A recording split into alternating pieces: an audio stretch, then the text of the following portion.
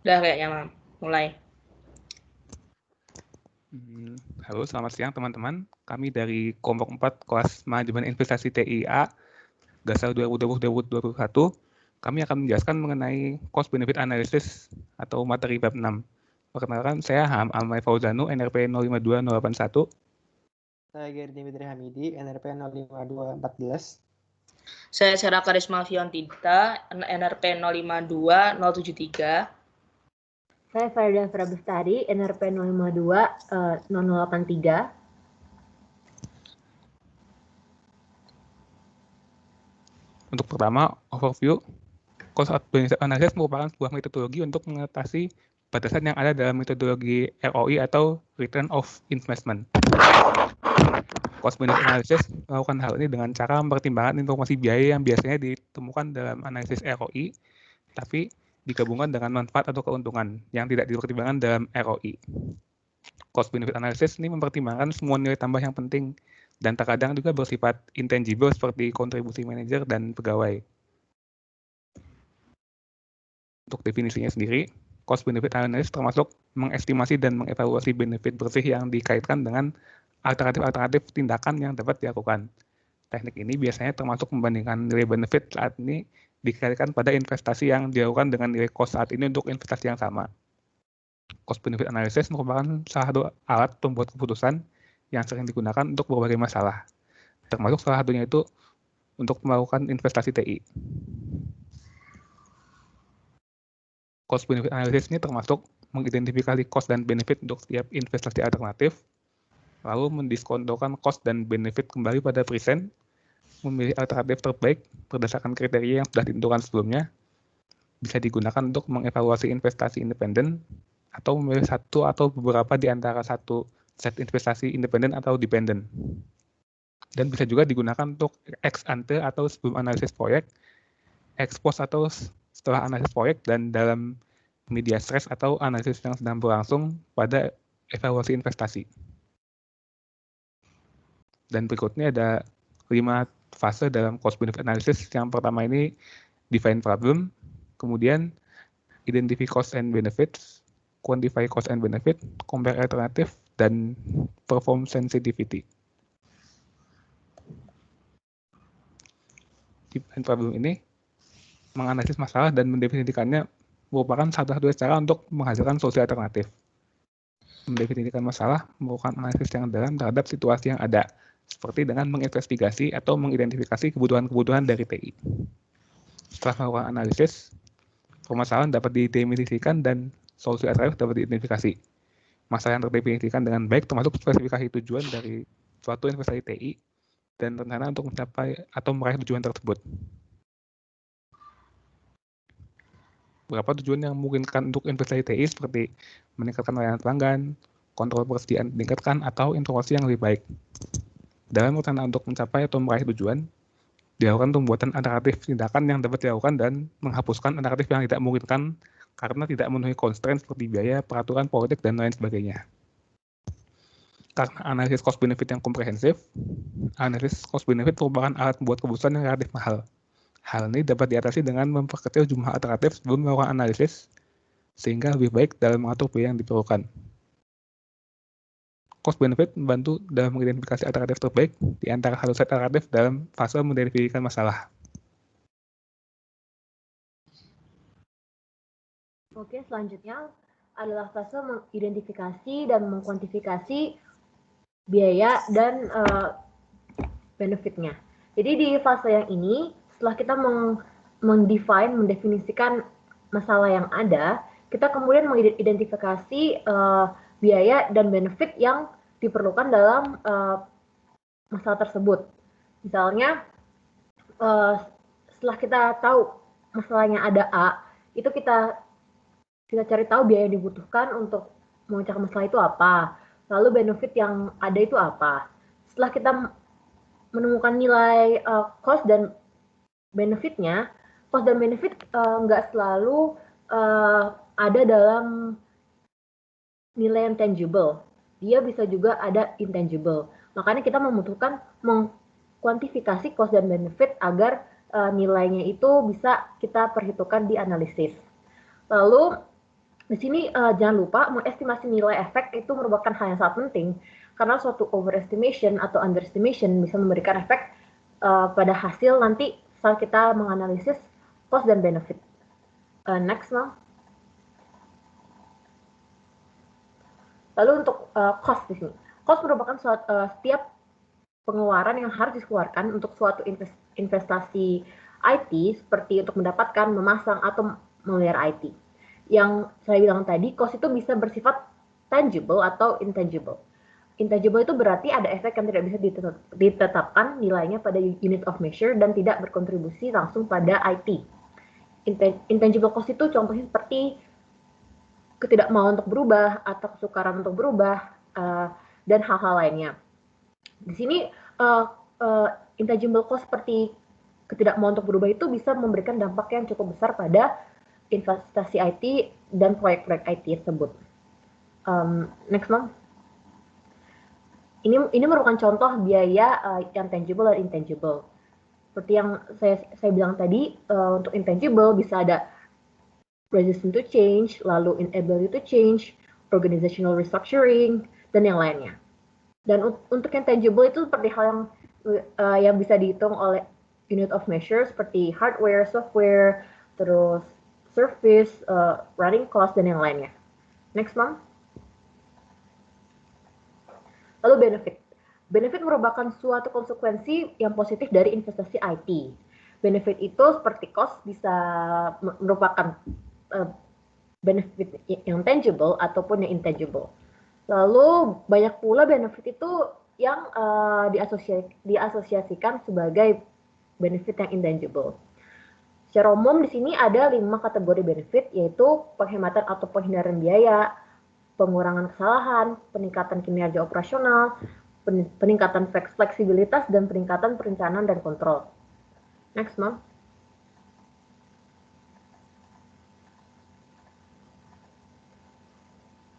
Oke. Lalu ada beberapa cara untuk menangani suatu intangible cost dan benefit, yaitu yang pertama dengan tidak mempedulikannya, biasanya dapat diterima dan pantas untuk dimasukkan pada intangible dan analisis. Ini kalau misalnya mungkin intangible-nya nggak terlalu berdampak ya, karena kalau yang berdampak banget itu pasti akan dimasukkan. Lalu yang kedua adalah melakukan cost benefit analysis tanpa intangibles, tapi mendaftarkan mereka dan mendeskripsikan efek potensial mereka dalam addendum. Itu intangibles-nya itu di acknowledge bahasa Indonesia-nya kayak di recognize, diakui, tapi tidak dimasukkan pada analisis. Cuma dari pihak organisasi itu tahu kalau misalnya ada suatu intangibles. Lalu yang ketiga itu mengutilisasikan surrogate measure dan memasukkan efeknya langsung pada cost benefit analysis. Surrogate measure merupakan nilai dari benefit yang mirip atau yang mudah ditetapkan nilainya. Jadi kayak dipersamakan dengan nilai yang dapat dihitung. Sini biasanya kalau dimasukkan pada suatu cost benefit analysis, biasanya dampaknya cukup besar bagi proyek IT atau investasi tersebut. Lalu melakukan survei untuk mengetahui nilainya. Next, Mom. Ya, ini adalah suatu tabel tentang benefit yang tangible dan intangible. Untuk yang tangible seperti produktivitas yang meningkat, lalu pengurangan biaya fasilitas, lalu pengurangan biaya software, pengurangan biaya komputer, dan lainnya. Untuk yang intangible seperti misalnya kontrol untuk sumber daya itu meningkat, lalu kualitas informasinya meningkat, lalu loyalitas pelanggan meningkat, itu merupakan hal-hal yang intangible. Next, Mom.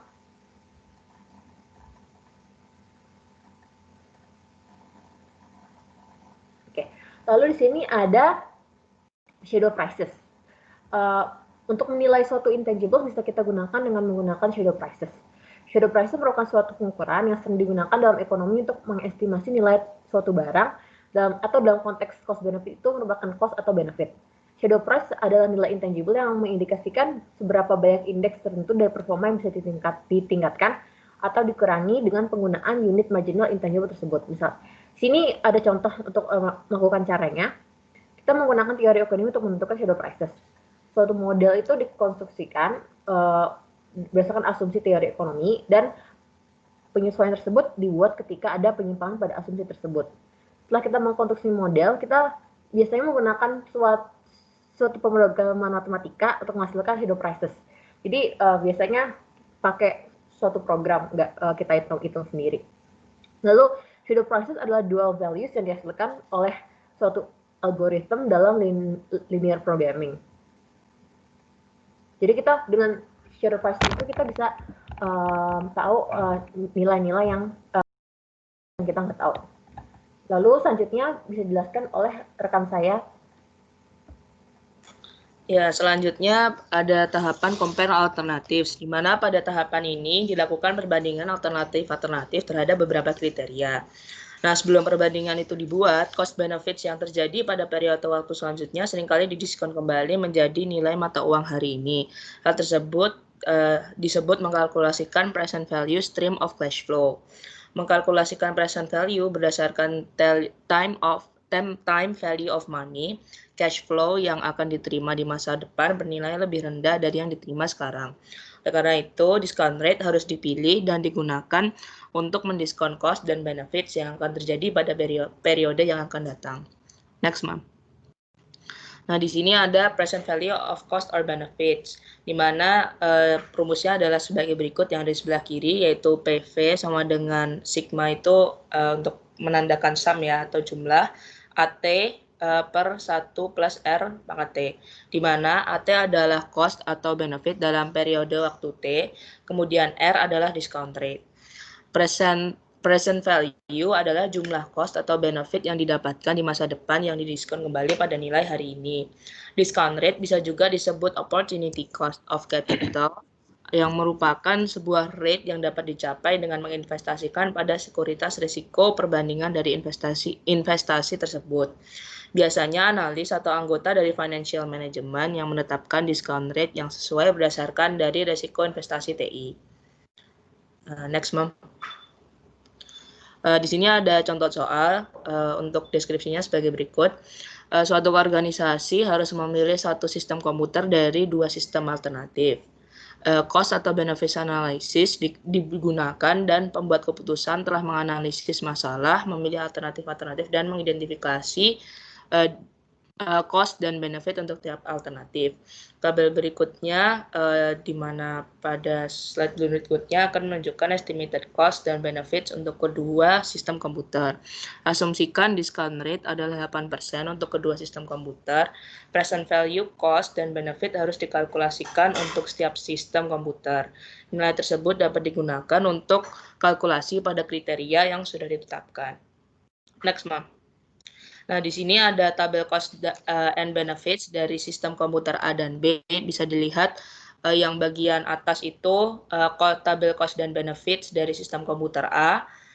Kemudian untuk yang tabel yang 4 atau yang tabel yang di bawahnya itu adalah cost and benefits untuk komputer sistem B atau sistem komputer B. Untuk cost-nya sendiri itu bisa dilihat sebelumnya, itu ada hardware, software, dan services. Kemudian untuk benefits-nya sendiri ada increase productivity dan lower error rates. Terus kemudian untuk waktunya itu dari T0 sampai ke T3. Next, Ma'am.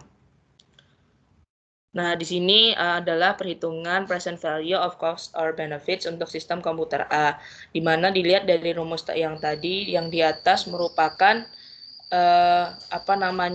cost-nya dari bulan atau T0 yaitu 25.000 per 1 plus discount rate-nya adalah 8% sehingga 0,08 pangkat 0 dan dilanjutkan, coba balik lagi Ma'am ke sebelumnya. Nah, itu jadi totalnya itu kan yang A0 itu 25.000 ya, 10.000 tambah 13.000 tambah 2.000 25.000, kemudian bulan selanjutnya itu 1.000 3.000 5.000. Jadi next lagi Ma'am. Balik lagi ke nah ya itu. Nah, itu jadinya 25.000 per 1 tambah 0,08 pangkat 0 itu untuk yang T-nya 0, kemudian T-nya 1 tadi kan 5.000, jadi 5.000 per 1 plus 0,08 pangkat 1 dan seterusnya sampai T yang 3. Begitu juga untuk yang benefit, bisa balik lagi, Mam.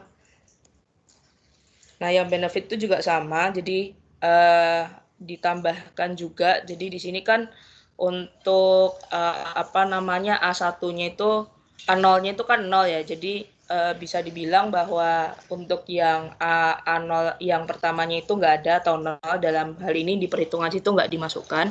Kemudian langsung ke A1, di mana A1 ini totalnya adalah 25.000 atau 10 tambah 15.000. Kemudian A2 dan A3-nya sebesar 11.000 masing-masing. Di next lagi, Mam.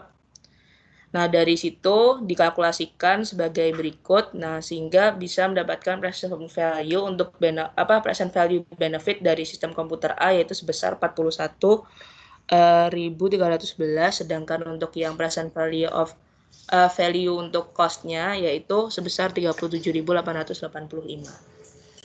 Next lagi, Mam. Nah, ini adalah perhitungan present value untuk cost or benefits untuk sistem komputer B, sama juga dengan yang sebelumnya. Jadi, untuk yang A0-nya itu yang cost-nya itu sebesar 23.000 totalnya, kemudian dibagi 1 plus discount rate-nya tadi ditentukan 8% atau 0,08. Itu untuk yang T0 dan T1, kemudian untuk T1-nya totalnya 8.000 per sama juga 1 plus 0,8 tapi pangkat 1, dan untuk yang kedua totalnya itu 3.000 per 1 plus 0,082 pangkat 2 dan seterusnya, sehingga akan menghasilkan sebesar present value of cost sebesar 39.330. Begitu juga untuk present value of benefits, dilihat juga dari tabel yang sebelumnya itu di awalnya sama, tidak ada atau 0 ya bisa dibilangnya untuk cost-nya, jadi tidak dimasukkan dalam perhitungan. Kemudian pada T sama dengan 1 itu total cost-nya adalah 23.000 per 1 plus 0,08 itu discount rate-nya pangkat 1 dan seterusnya, sehingga mendapatkan present value of benefit dari sistem komputer B yaitu sebesar 46.064. Next, Map. Nah, ketika present value cost benefit sudah dikalkulasikan, kita dapat menentukan kriteria untuk menentukan alternatif mana yang paling baik, di mana terdapat 4 kriteria yang umumnya digunakan untuk mengevaluasi investasi TI dalam cost benefit analysis. Yang pertama adalah maximize the ratio of benefits over cost. Jadi di sini adalah melihat, istilahnya memaksimalkan atau melihat rasio yang paling besar dari rasio cost benefit. Kemudian maximize net present value of net benefits atau melihat nilai NPV yang paling besar. Kemudian maximize internal rate of return, itu artinya melihat nilai IRR atau internal rate of return yang paling besar. Kemudian yang keempat adalah shortest payback period, di mana di sini dilihat durasi paling cepat atau paling pendek untuk payback period dari alternatif-alternatif tersebut. Next, Mam. Nah, di sini ada benefit cost ratio. Benefit cost ratio merupakan perbandingan antara present value benefit dengan present value cost, atau bisa disebut atau bisa dirumuskan sebagai present value benefit dibagi present value cost. Nah, ini untuk rumusnya seperti ini. Jadi untuk B dan C adalah benefit dan cost dalam periode waktu T secara urut, dan R adalah discount rate. Nah, next, Mam. Nah, tadi kan sebelumnya itu kan udah kita dapat hasil perhitungan dari present value, dari benefit dan cost dari masing-masing sistem komputer A maupun sistem komputer B. Nah, di sini dilihat dilakukan perhitungan rasio benefit dan cost-nya, di mana untuk sistem komputer A didapatkan rasio benefit cost-nya ada sebesar 1,090, kemudian sistem komputer B dengan rasio benefit sebesar 1,1171. Nah, dari perhitungan benefit cost ratio tersebut dapat diketahui bahwa sistem komputer B merupakan alternatif terbaik karena memiliki hasil perhitungan benefit cost ratio yang lebih besar dibandingkan sistem komputer A. Dimana kalau nanti ada beberapa alternatif lainnya itu dicari intinya dicari yang paling besar. Nah, di sini yang paling besarnya itu adalah sistem komputer B untuk rasio benefit dan cost-nya. Nah, selanjutnya, next Mam. Nah, itu tadi untuk yang sebelumnya yang present value yang benefit cost ratio itu adalah kriteria yang pertama. Ini adalah yang sekarang ini adalah kriteria yang kedua, yaitu net present value of net benefits atau biasa disingkat NPV. Nah, NPV itu dikalkulasikan sebagai present value benefit dikurangi present value cost didiskon kembali pada waktu saat ini. Di mana ini adalah rumusnya. Jadi untuk B adalah nilai dari benefitnya, kemudian C adalah nilai cost, kemudian R adalah discount rate, dan N adalah jumlah periode di mana benefits dan cost terjadi. Jadi di sini nilai benefit dikurangi cost-nya, nilai cost-nya per 1 plus discount rate-nya dipangkatkan dengan jumlah periodenya yang tadi. Di next, Mam. Nah, ini adalah perhitungan NPV dari contoh soalnya. Nah, di sini kan bisa dilihat tadi kan sudah di total juga untuk benefit dan cost-nya. Untuk yang pertama itu kan cost-nya nggak ada, jadi dia 0 kurang total dari benefitnya tadi 25.000 per 1 plus 0,08 atau discount rate-nya tadi kan 8%, terus dipangkatkan dengan 0 atau periode yang T yang ke-0. Kemudian begitu juga dengan selanjutnya, jadi yang selanjutnya itu cost-nya kan 25.000, totalnya dikurangi benefitnya, benefitnya kurangi cost-nya, benar, ya oke. Nah itu gitu, terus sampai ke T yang ketiga, itu akhirnya didapatkan untuk net present value of net benefits-nya itu sebesar 3.425. Kemudian untuk komputer sistem B sama juga, jadi benefit dikurangi cost, di mana benefit yang di T1 itu nggak ada, jadi 0, dikurangi 23.000, dan seterusnya hingga mendapatkan angka 6.734. Nah, dari perhitungan NPV tersebut dapat diketahui bahwa sistem komputer B merupakan alternatif terbaik karena memiliki hasil perhitungan NPV yang lebih besar dibandingkan dengan sistem komputer A. Dalam hal ini kalau ada lebih dari 2 alternatif atau ya pokoknya ada beberapa alternatif lebih dari ini, bisa dipilih NPV yang paling besar jumlahnya. Next, Bang. Nah, ini akan dilanjutkan oleh teman saya untuk presentasi return. Oke.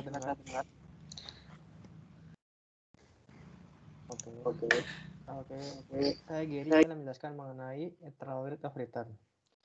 Nah, internal rate of return adalah kriteria ketiga yang bisa dipakai untuk menghitung mengenai investasi kita. Internal rate of return adalah discount rate sama dengan cost awal outlay dengan present value cash flow di masa yang akan datang. Internal rate of value bisa diartikan juga sebagai discount rate yang dapat membuat NPV sebuah investasi sama dengan 0. Internal rate of return ditemukan sebagai trial dan error untuk menentukan rate yang membuat NPV menjadi 0. Cara menemukannya bisa dengan menggunakan kalkulator finansial atau software komputer. Sebuah alternatif investasi dengan IRR di atas cut-off point atau alternatif tertentu dengan IRR besar mungkin bisa menjadi alternatif terbaik dari alternatif lainnya. Next. Lalu ada payback period. Payback period adalah salah satu teknik pemilihan alternatif dengan memperhitungkan durasi waktu yang diperlukan untuk mengembalikan biaya awal investasi. Alternatif yang terbaik adalah alternatif yang memiliki durasi payback period yang paling pendek. Kelebihan dari payback period adalah dapat dikalkulasikan dengan cepat. Namun kekurangannya adalah payback period tidak memperhitungkan time value of money. Next. Ini adalah contoh soal dari payback period. Jadi bisa kita lihat bahwa ada 4 row. Yang pertama adalah computer system A, cash flow dan inflow. Lalu ada cumulative cash flow. Dan juga ada computer system B, cash outflow dan inflow. Dan cumulative cash flow. Di sini untuk computer system A, cash flow, outflow, dan inflow-nya adalah initial cost-nya 25.000. Sedangkan untuk komputer B adalah 23.000. Lalu untuk year 1, computer system A, cash outflow, dan inflow-nya adalah 20.000 dengan cumulative cash flow-nya 20.000.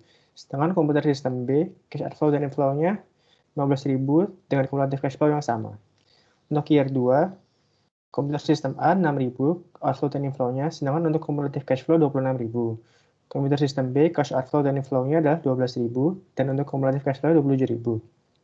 Lalu untuk tahun terakhir, tahun ketiga, komputer sistem A, cash outflow dan inflow 6.000, sedangkan untuk cumulative cash flow-nya 32.000. Dan untuk komputer sistem B, cash outflow dan inflow 7.000, dan cumulative cash flow-nya 34.000.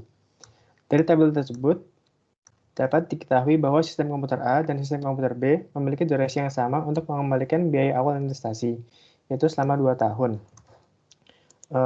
Oleh karena itu, dari kriteria payback period, kedua alternatif tersebut sama-sama baik dan dapat diterima. Next.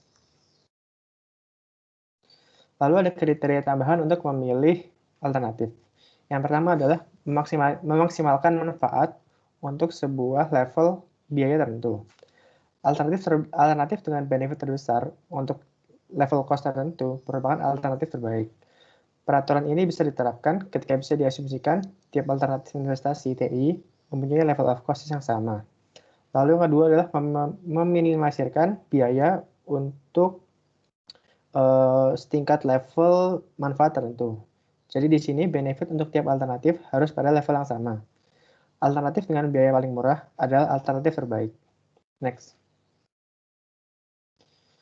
Untuk ini sudah bisa dilanjutkan oleh rekan saya.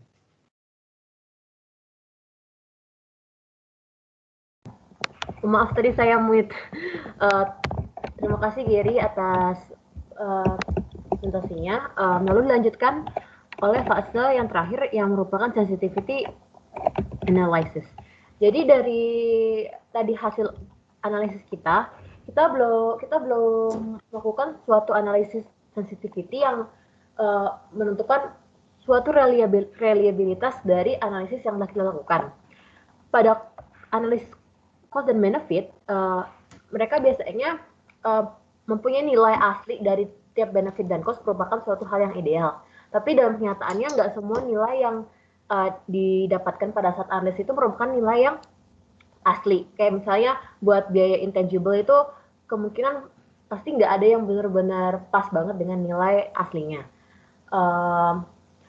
Makanya nilai yang didapatkan pada saat menghitung cost benefit analysis itu biasanya nilai estimasi yang biasanya mempunyai nilai error.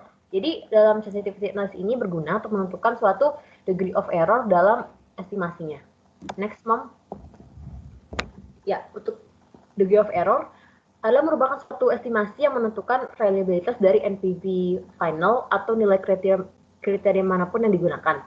Bila degree of error-nya besar, keputusan yang telah dianalisis tadi harusnya bisa dipertanyakan karena dia nggak reliable. Lalu kalau misalnya degree of error kecil, hasil keputusan oleh analisisnya itu berarti kuat dan jadi mudah untuk memilihnya. Karena dia nggak terlalu baik salahnya. Next, Mom. Lalu untuk cara sensitivity analysis, yang ada berbagai cara, tapi yang paling umum adalah memilih cost, benefit, atau parameter dalam kalkulasi NPV dengan jumlah error yang besar dan variasikan mereka untuk menilai efek mereka.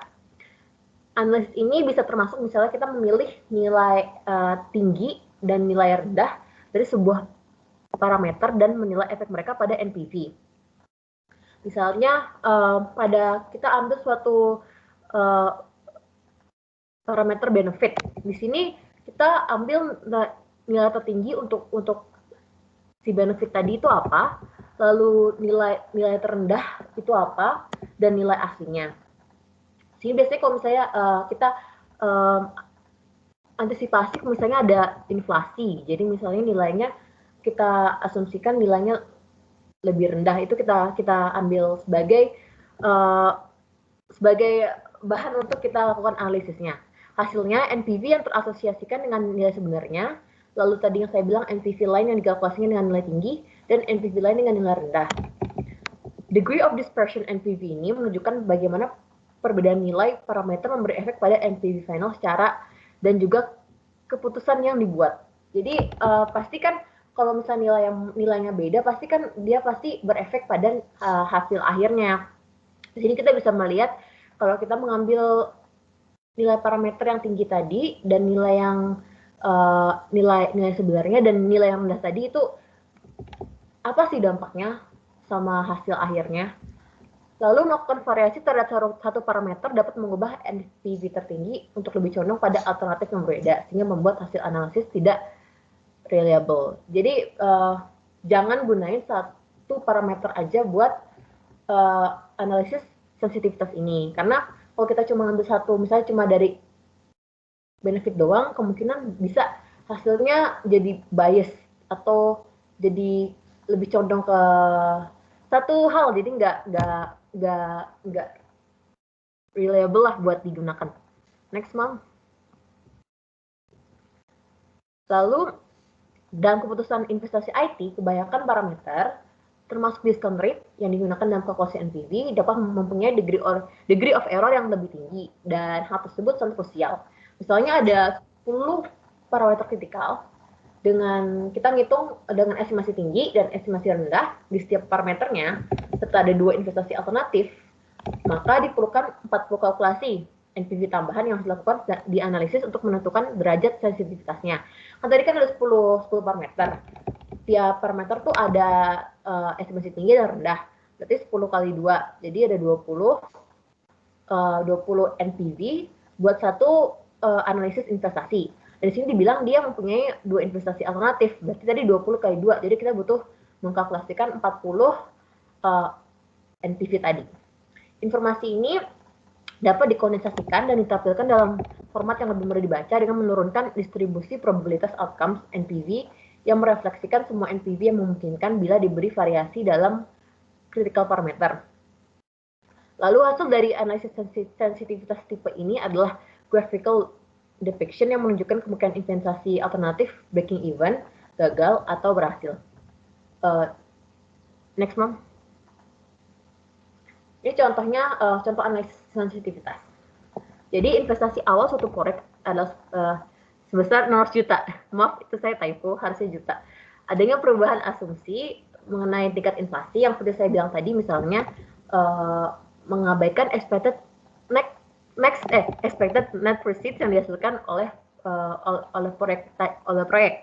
Discount rate adalah sebesar 18%. Jadi di sini kita tuh dari nilai yang semulanya udah kita tentukan, kita mencoba ambil suatu nilai rendahnya, karena jaga-jaga kalau misalnya ada inflasi. Jadi dari yang semula 200 itu ada diubahkan inflasi jadi 100. Lalu yang semula 300 diubah jadi 250, yang semula 450 jadi 400. Next, Mom. Lalu di sini kita masukkan dalam perhitungan NPV, yang di sini kita masukkan saja tadi nilai yang sudah berubah karena inflasi tersebut, 100, 250, dan 450. Lalu nilai investasi tadi kita 16 juta. Lalu itu kita tambah 1, tambah discount rate-nya tadi 18%, dan nilai waktunya tadi nilai waktu untuk tahun pertama, tahun kedua, dan tahun ketiga, dan hasilnya itu dia mendapatkan hasilnya minus 9226. Ini nilai ini terjadi karena kita tadi mengurangi nilai semula karena adanya inflasi tersebut. Estimasi adanya nilai inflasi tersebut. NPV-nya jadi di bawah 0. Berarti investasi ini nggak layak, tidak layak. Suatu perubahan asumsi tingkat inflasi merupakan yang berdasarkan penghitungan analisis sensitivitas. Oleh karena itu, NPV yang dihitung setelah mengalami perubahan dan mengubah jadi investasi ini jadi tidak layak. Jadi awalnya tadi itu dia itu layak, tapi setelah kita coba menggunakan suatu nilai rendah dari hasil karena gara ada inflasi tadi, jadi dia investasinya jadi nggak layak. Ini bisa kita lakukan berkali-kali tergantung dengan parameter yang diambil, seperti yang sudah dijelaskan tadi. Next, Mom. Lalu untuk ini mungkin rekan saya dapat menjelaskan. Baik, terima kasih Afira atas penjelasannya. Di sini saya akan menjelaskan mengenai cost effectiveness analysis. Cost effectiveness analysis adalah sebuah teknik analisis biaya lainnya yang mempertimbangkan biaya dan efek-efek yang didefinisikan dalam istilah yang berbeda. Nah, jadi cost effective analysis ini memperbandingkan cost dan effects yang riskan pada term berbeda tadi. Nah, di sini masalah didefinisikan, objektifnya ditentukan, dan alternatifnya dihasilkan dalam cost effectiveness analysis. Perbedaannya itu ada pada unit of measures-nya, dan untuk biayanya dievaluasi berdasarkan monetary terms dan benefits dalam konteks seberapa efektif tiap alternatif sampai pada common objective. Next.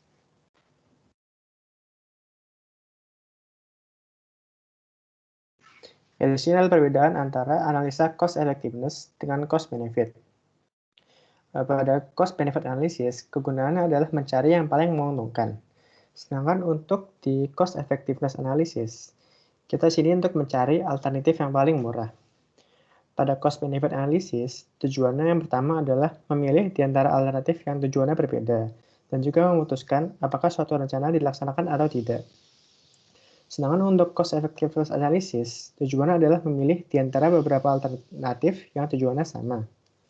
Untuk perhitungan efektivitasnya, cost benefit analysis tidak memiliki perhitungan efektivitas. Tapi untuk cost effective analysis, perhitungan efektivitasnya ada dalam satuan output, dan itu membandingkan biaya satuan. Pada perhitungan benefit, cost benefit analysis memperhitungkannya dalam nilai uang, dan itu membandingkannya dalam benefit cost ratio.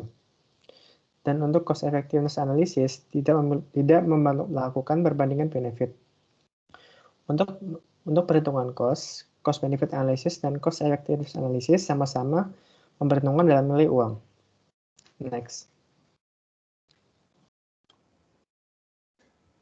Nah, pertama inilah cara melakukan cost effectiveness analysis.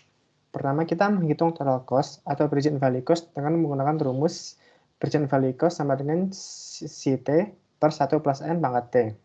Atau present value cost sama dengan CTX dikali 1 per 1 tambah N pangkat T. Di mana 1 per 1 plus N pangkat T merupakan nilai diskon factor. Kedua, kita menghitung objektif atau output yang berhasil. Ketiga, kita menghitung cost effectiveness ratio, yaitu rumusnya adalah CR sama dengan total cost dikali present value cost dibagi dengan jumlah objektif. Lalu yang keempat, kita membandingkan CR dari masing-masing alternatif program. Lalu yang kelima, kita memilih CR yang terkecil dari program untuk direkomendasikan. Next. Ya, lalu kita sampai pada pertanyaan diskusi. Next, Mom.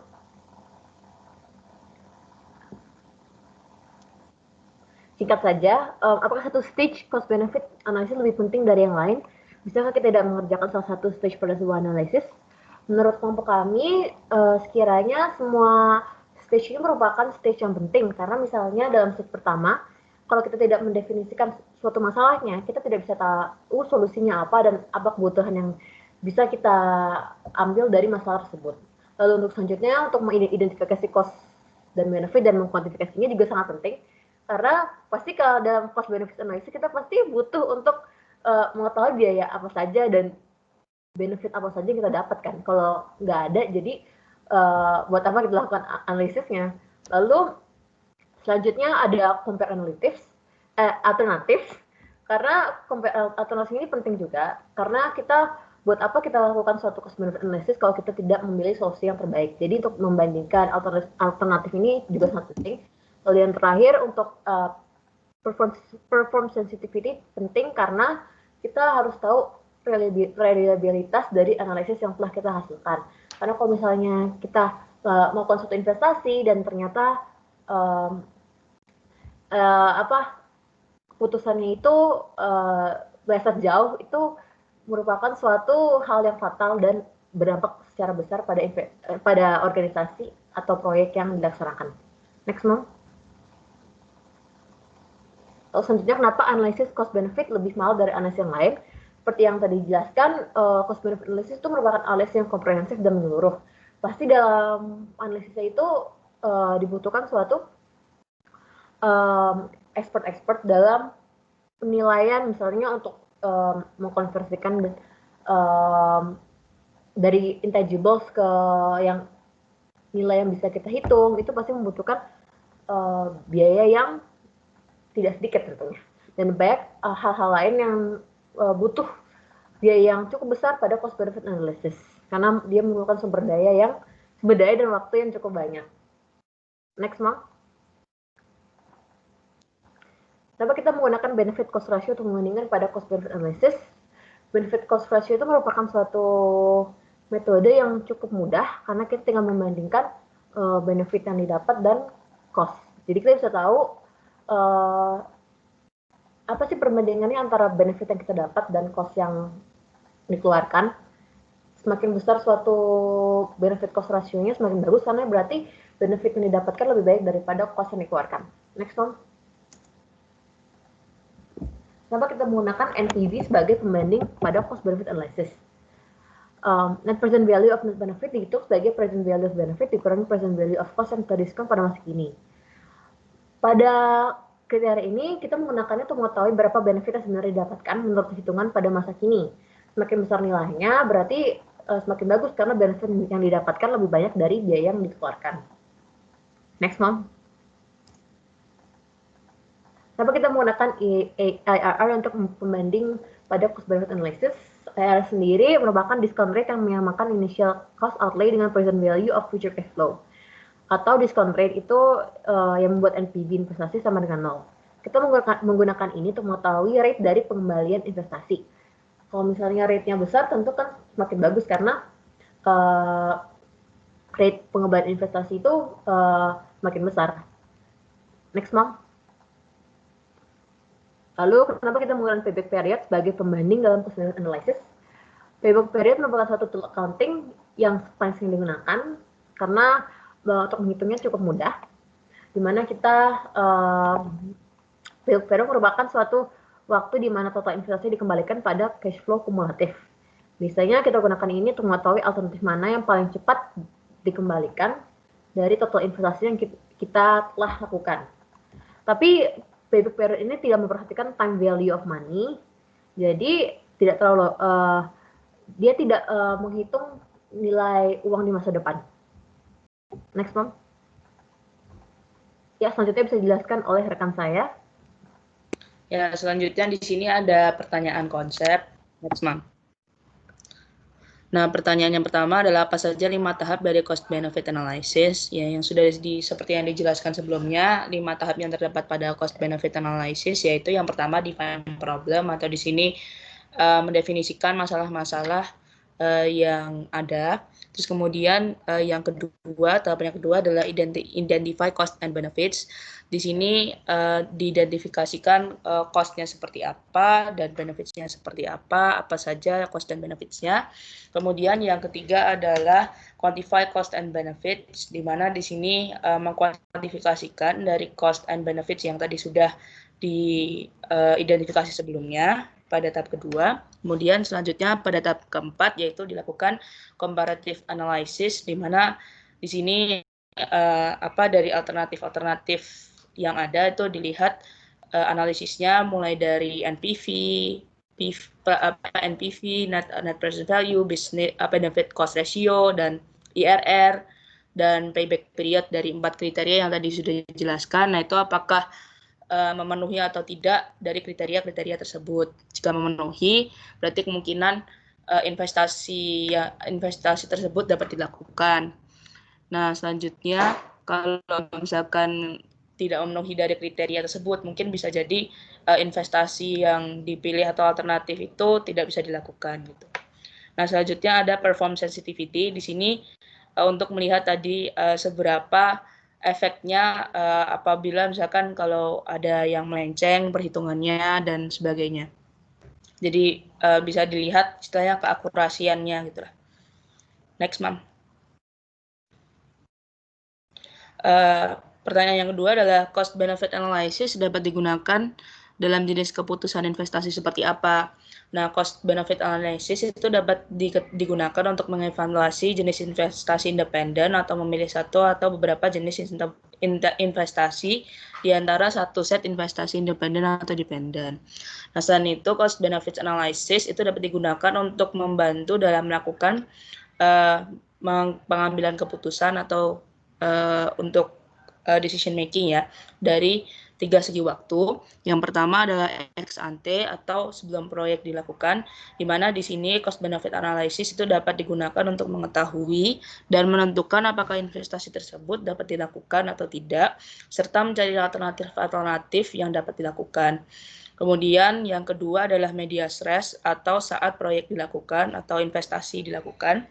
Nah itu cost benefit analysis digunakan untuk memonitor dan mengevaluasi progres dari proyek atau investasi yang saat ini sedang dijalankan, serta untuk menentukan keberlanjutan dari proyek atau investasi yang sedang dijalankan tersebut. Kemudian yang ketiga adalah ex post atau setelah proyek atau investasi dilakukan. Dalam hal ini, cost benefit analysis digunakan untuk mengevaluasi terhadap proyek atau investasi yang telah dilakukan dan mungkin dapat digunakan sebagai bahan pertimbangan untuk investasi atau proyek-proyek selanjutnya di masa depan. Next. Bagaimana Anda mengidentifikasikan biaya yang relevan dalam cost benefit analysis? Seperti yang sudah dijelaskan tadi, cost adalah setiap pengeluaran yang harus dikeluarkan untuk suatu investasi TI. Untuk yang mengidentifikasikan biaya yang relevan dapat dikaitkan dengan pengeluaran yang diperlukan dalam melakukan suatu investasi TI seperti mendapatkan, memasang dan memelihara TI. Selain itu, cost yang terdapat dalam investasi TI dapat bersifat tangible maupun intangible seperti yang sudah dijelaskan. Nah, di sini sebenarnya intinya adalah untuk mengidentifikasi biaya yang relevan itu bisa dikaitkan dengan cost-cost yang ada dalam investasi atau proyek yang dilakukan seperti itu. Next, Ma'am. Selanjutnya, apa contoh biaya dalam cost benefit analysis? Berikan contoh minimal 5. Nah, di sini yang terdapat beberapa contoh cost atau biaya, diantaranya adalah yang pertama, pembelian atau penyewaan perangkat keras. Kemudian yang kedua adalah pemeliharaan server atau sistem. Kemudian yang ketiga adalah pelatihan kepada pegawai terhadap sistem atau aplikasi baru. Kemudian yang keempat adalah pemasangan sistem aplikasi baru pada perangkat mungkin yang ada di dalam organisasi atau perusahaan. Kemudian tahapan yang kelima adalah kegiatan pekerja yang terganggu, di mana di sini mungkin durasi waktunya yang menjadi lebih pendek atau bisa juga karyawannya juga lebih sedikit yang yang bekerja pada saat itu. Kemudian yang keenam adalah penolakan pegawai terhadap sistem atau aplikasi baru, di mana mungkin bisa saja dari sistem atau aplikasi baru tersebut tidak diterima atau tidak mendapatkan dukungan dari pegawai-pegawai atau mungkin manajer yang ada dalam perusahaan atau organisasi tersebut. Kemudian yang terakhir adalah yang ketujuh, itu adalah produktivitas dari pegawai yang menurun, di mana ini sebenarnya juga sedikit berkaitan dengan kegiatan yang poin kelima, di mana hasil dari kegiatan bekerja itu juga menurun gitu. Next, Ma'am. Nah, untuk selanjutnya mungkin akan dijelaskan oleh teman saya. Oke, baik. Terima kasih Ditar atas penjelasannya. Sekarang saya akan menjawab mengenai pertanyaan selanjutnya, yaitu bagaimana Anda mengidentifikasi manfaat yang relevan dalam cost benefit analysis. Manfaat merupakan sesuatu yang berdampak positif dari investasi IT dan dapat bersifat tangible atau intangible. Untuk mengidentifikasi manfaat yang relevan, dapat dilakukan dengan mengklasifikasikannya pada salah satu kategori berikut. Yang pertama adalah penghematan atau penghindaran biaya, yang kedua adalah pengurangan kesalahan, yang ketiga adalah peningkatan kinerja operasional, yang keempat adalah peningkatan fleksibilitas, yang kelima adalah peningkatan perencanaan dan kontrol. Apabila termasuk ke dalam salah satu atau beberapa di antaranya, manfaat dapat dikatakan relevan dalam cost benefit analysis. Next. Apa contoh biaya dalam cost benefit analysis? Berikan contoh minimal 5. Beberapa contoh di antaranya adalah pembelian atau penyewaan perangkat keras, pemeliharaan server atau sistem, pelatihan kepada pegawai terhadap sistem atau aplikasi baru, pemasangan sistem atau aplikasi baru pada perangkat, kegiatan pekerjaan terganggu, penolakan pegawai terhadap sistem atau aplikasi yang baru, dan terakhir adalah produktivitas dari pegawai menurun. Next. Setelah biaya dan manfaat diidentifikasi, Bagaimana kita bisa membandingkan mereka untuk membuat keputusan? Pertama, kita bisa mulai dengan mengkuantifikasikan biaya atau benefit intangible. Setelah itu, setiap opsi yang ada lalu dibandingkan antara satu sama lain. Dalam melakukan perbandingan antara alternatif satu dengan yang lainnya, kita sering menghitung present value dari masing-masing alternatif. Setelah itu, kita dapat memilih standar yang bisa digunakan, yaitu benefit cost ratio, net present value, internal rate of return, dan payback period yang sudah dibahas. Next. Apa yang menentukan jenis metodologi yang digunakan dalam perbandingan selama cost-benefit analysis? Hal yang menentukan jenis metodologi tidak selalu sama untuk setiap kasus. Misalnya, present value digunakan bila kita ingin mengetahui uang yang didapatkan di masa depan dalam nilai sekarang. Tentu saja hal yang dibutuhkan adalah jumlah uang, discount rate, dan tahun yang ingin diambil. Rasio manfaat dan biaya digunakan ketika kita ingin tahu apakah benefit yang diterima dalam lebih banyak dari biaya yang dikeluarkan. Dan IRR digunakan ketika kita ingin mengetahui rate pengembalian dari investasi yang dilakukan. Payback period yang paling mudah dilakukan, kita lakukan ketika kita ingin mengetahui dalam beberapa tahun biaya investasi dilakukan yang membutuhkan nilai biaya investasi awal dan rata-rata cash flow.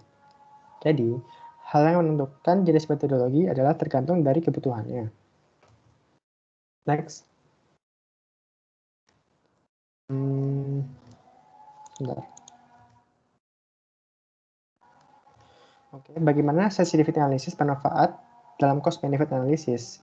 Dalam keputusan investasi IT, kebanyakan parameter, termasuk discount rate yang digunakan pada kalkulasi NPV, dapat mempunyai degree of error yang lebih tinggi, dan hal itu sangat krusial.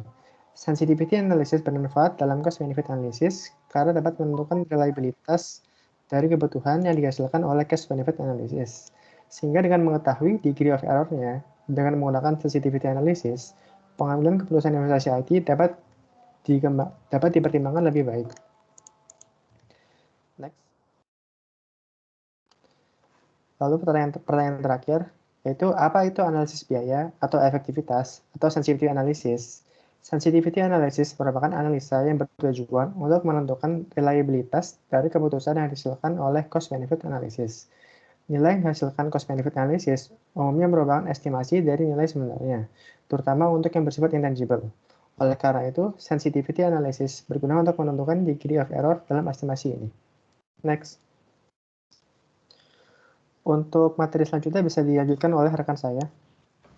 Oke, jadi sini saya akan menjelaskan mengenai studi kasus. Dalam hal ini kami mengambil analisis kelayakan proyek pengembangan sistem informasi manajemen menggunakan metode cost and benefits analysis dengan studi kasus sebuah distributor di Semarang. Next, Mom.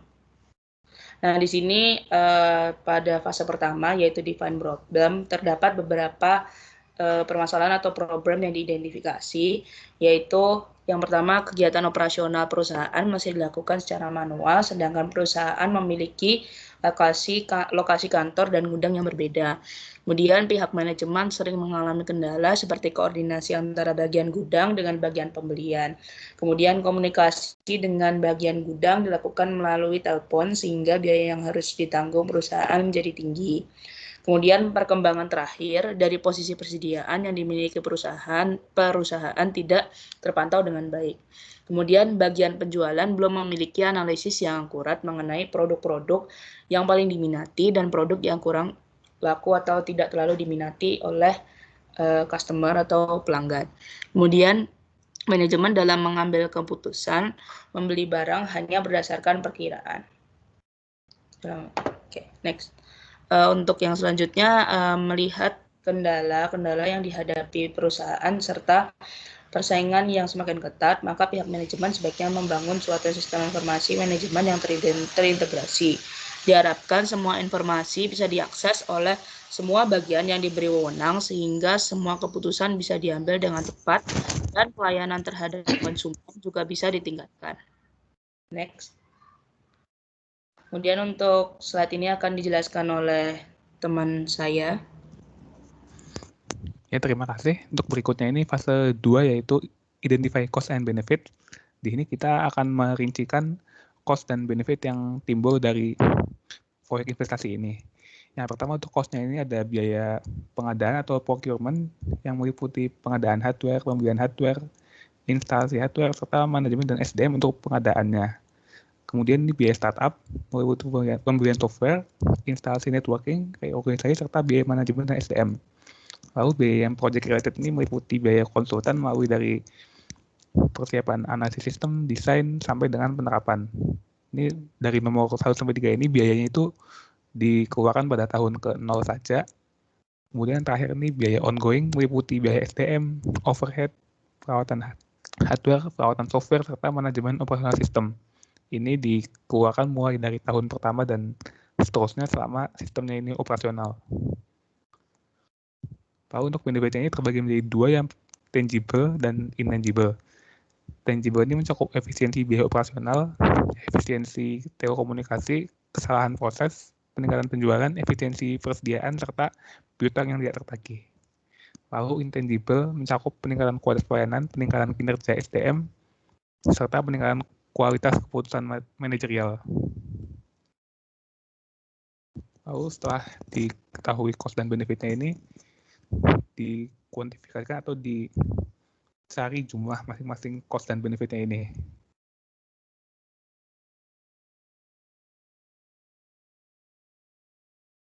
Yang untuk procurement, startup, dan project related itu dikeluarkan hanya tahun ke-0 dengan total 469,5 juta rupiah. Lalu untuk biaya ongoing ini dikeluarkan mulai dari tahun pertama dan seterusnya, mulai dari 47,5, 5,56 juta, 64,5 juta, hingga bertambah terus setiap tahunnya. Lalu untuk benefits-nya sendiri, mulai ada tuh sejak tahun pertama karena tahun ke-0 ini sistemnya belum operasional. Jadi untuk yang tahun pertama 227,5 juta, lalu 267,5 juta di tahun kedua, dan seterusnya meningkat setiap tahunnya. Di studi kasusnya hanya melibatkan satu alternatif ya, jadi tidak dilakukan tahapan setelahnya, yaitu pemilihan keputusan, pemilihan opsi. Lalu lanjut saja kita ke perhitungan. Yang pertama ini kita akan mencari payback period. Diketahui tabel aliran kas bersih dari proyek investasi pengembangan SIM ini sebagai berikut, dan dinyatakan dalam jutaan rupiah. Dari tahun pertama ini kas masuk dikurangi kas keluar menjadi kas bersih 190 juta. Lalu tahun kedua 12,5 juta, tahun ketiga 2,8 juta, dan tahun keempat 304,5 juta. Kemudian sisa investasi tahun ketiga dan nilai payback period itu dihitung sebagai berikut. Jadi yang pertama nilai investasi kan 469 juta dari tabel yang pertama disampaikan. Lalu aliran kas bersih tahun pertama sebanyak 190 juta. Ini dikurangi, jadi 289.500.000 dikurangi dengan pengeluaran tahun pertama juga. Lalu sisa investasi tahun kedua ini dikurangi aliran kas bersih tahun kedua, jadi 78 juta. Karena 78 juta ini lebih kecil dari kas bersih tahun ketiga, berarti ini dikatakan payback period ini akan terpenuhi pada setelah mulai tahun ketiga, namun sebelum tahun ketiga itu selesai, jadi antara 25 sampai 36 bulan. Bila misalkan perusahaan ini menerapkan payback periodnya selama 3 tahun penuh atau 36 bulan, disebutkan proyek ini bisa diterima. Lalu berikutnya kita akan menghitung NPV atau net present value. Di sini rumusnya itu benefit dikurangi cost untuk setiap tahunnya dibagi 1 tambah diskon pangkat tahun keberapanya. Jadi di sini diketahui nilai diskonnya ini ditentukan 12%. Jadi untuk tahun ke-0 ini dengan rumus ini, maka NPV-nya akan menjadi negatif 469,5 juta rupiah. Lalu untuk tahun pertama 160,7 juta, tahun kedua meningkat lagi jadi 108,6 juta, tahun ketiga meningkat jadi 183,6, dan tahun keempat 193,5 juta. Ini akan meningkat terus tiap tahunnya dikarenakan benefitnya juga terus meningkat. Untuk nilai utuhnya sendiri digunakan untuk menghitung NPV secara keseluruhan. Rumus itu adalah penjumlahan dari setiap tahunnya, jadi dihasilkan sebanyak 236.975.350 rupiah. Kalau nilainya lebih besar dari 0, maka proyek ini dapat diterima karena akan menguntungkan. Lalu untuk interval rate of return, diperoleh nilai IRR 32,1%. Jika misalkan perusahaan ini mencatatkan IRR 25%, maka disimpulkan proyek ini diterima karena 32,1 ini lebih besar daripada 25%. Jadi melampaui batas dan bisa diterima. Jadi dapat disimpulkan nih, proyek pengembangan SIM ini bisa diterima. Kinerja perusahaan akan bisa dimaksimalkan sehingga pelayanan Ratcom pun juga bisa ditingkatkan. Manajemen juga akan memiliki data yang akurat untuk membuat berbagai analisis yang akan berguna untuk kemampuan perusahaan. Demikian yang bisa kami sampaikan. Mohon maaf bila ada kekurangan dan terima kasih.